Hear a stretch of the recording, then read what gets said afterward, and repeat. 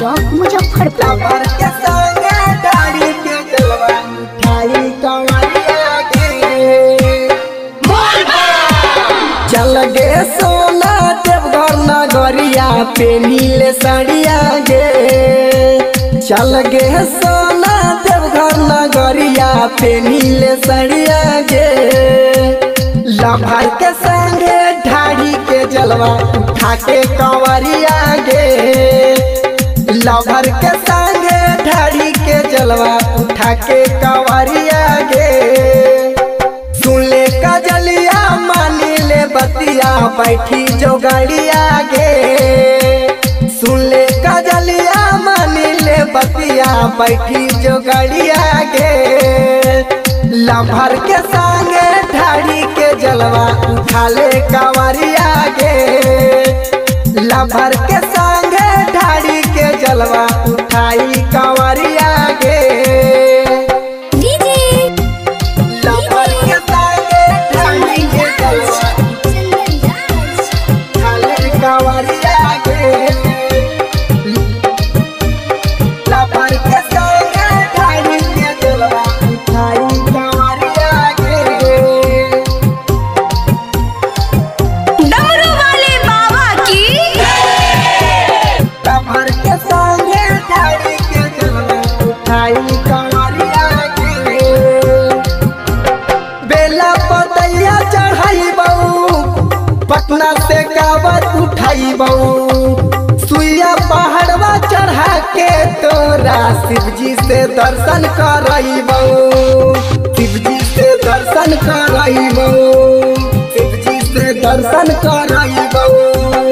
बेला पतैया चढ़ाई बहू पटना से कावत उठाई बहू।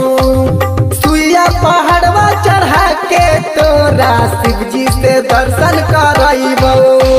शिवजी से दर्शन करई बहू। शिवजी से दर्शन करई बहू।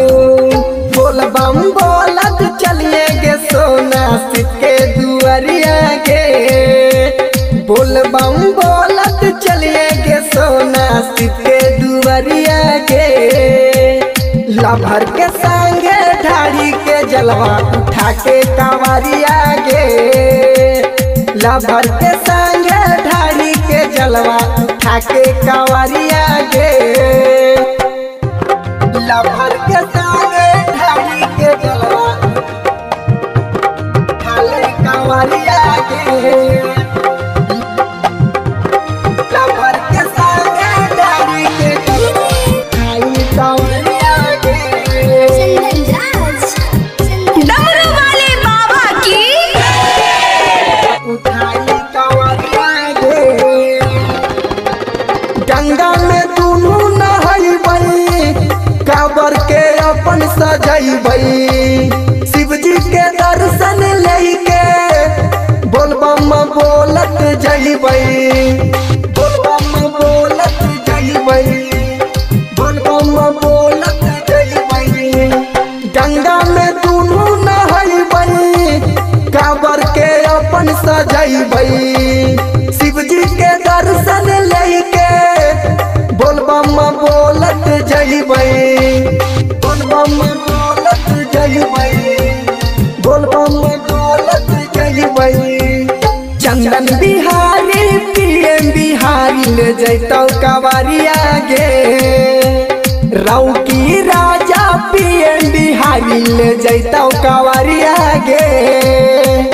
लभर के संगे ढाड़ी के जलवा उठा के कंवरिया गे। लभर के